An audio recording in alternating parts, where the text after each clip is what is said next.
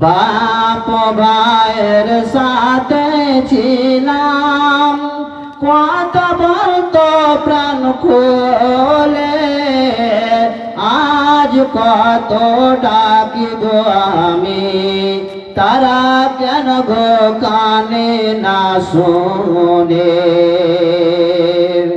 বাপ ভাইয়ের সাথে ছিলাম, কথা বলতো প্রাণ খোলে।